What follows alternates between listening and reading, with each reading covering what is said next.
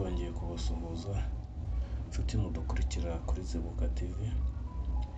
Imana iguhe inshuti z'ingirakamaro mu buzima bwawe. Muhawe ikaze kuri ZIBUKA TV. Nge wumva ndi Munezero Daniel. Dore rero inshuti nyanshuti izarizo. Inshuti nyanshuti ubundi ntago ari za nshuti mwamenyanye, ntago ari za nshuti mwasangiye, ntago ari za nshuti mwagendanye, ntago ari za nshuti mwagiye muhurira ahantu hatandukanye, ahubwo inshuti mvuga nyanshuti ni ya nshuti mwababaranye, ni ya nshuti mwishimanye, ya nshuti nyine yakadasohoka imwe mwahuranye. Ubwo rero kano kanya ngiye kubasobanurira inshuti nyanshuti yariyo, noneho turebe uko twabasha kugirana ubucuti hagati yacu na bagenzi bacu. Icyambere cyatuma ubana n'inshuti zawe neza cyangwa mukagumana no kuba umunyakuri ndetse imvugo nziza niyo inshuti iyo ariyo yose yifuza.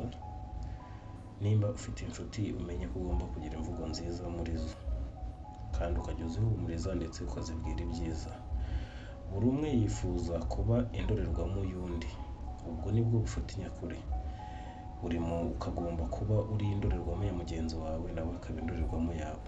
Ubwo rero iyo hajemo uburiganya ubucuti burahunga.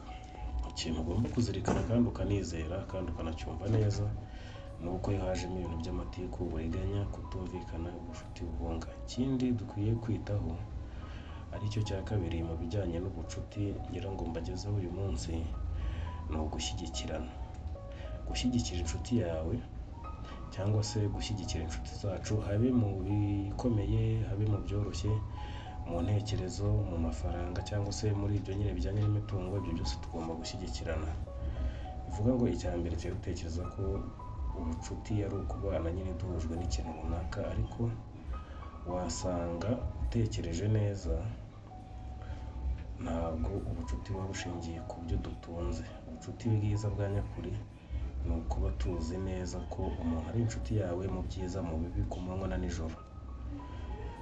Rero urumva nimba inshuti yakubikije ibanga, wikwiyambura cyangwa ngo wiyake icyizere inshuti yakugiriye, kuko iyo icyizere ukiyambuye ntabwo kigaruka ukundi, ntabwo kigaruka ukundi habe na rimwe.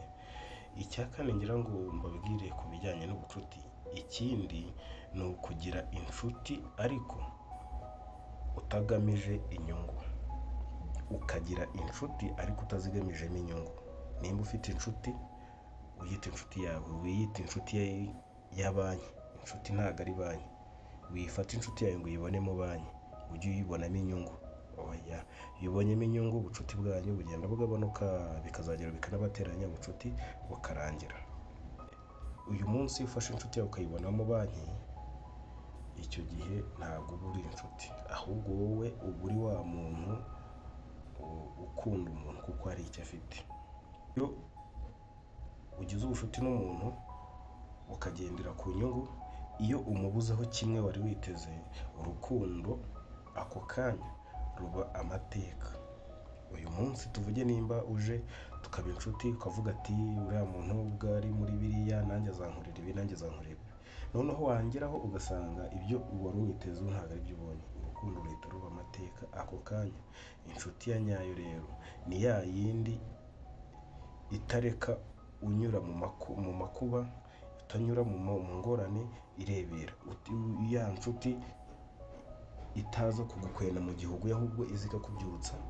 Bivuga ngo inshuti ni ya yindi ikugira inama, ikuburira, ya yindi kuzirikana, ya yindi iguhugura, ikakubwira ati izi nzira urimo zireke, zivemo, hindura. Rero uyu munsi ufite inshuti mubana mu byoroshye, mu bikomeye, iyo niyo y'ukuri.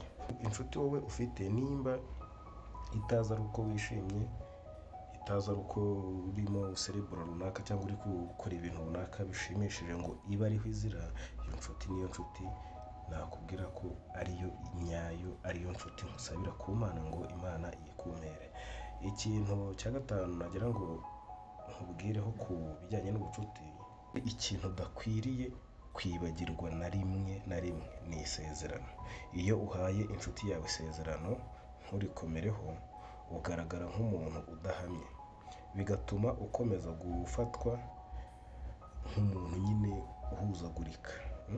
Bituma ya nshuti yawe igufata nyine nk'umuntu uri aho ngaho utagize, nubwo wavuga n'ibitekerezo bizima ugasanga ibitekerezo byawe ntibigenerwaho, nubwo wavuga ibintu nyine binubaka abantu bakavuga bati ba bandi mubana, za nshuti zikavuga ziti uriya ni kwa kundi yabaye ni uwo nyine. Ubwo rero iyo uhaye inshuti yawe isezerano ririnde urikomereho kugeza urisoje. Igihe ubaye wowe utabasha kurinda isezerano, menya ko nta nshuti ufite. Murakoze mwe mwabanye natwe kuri Zibuka TV.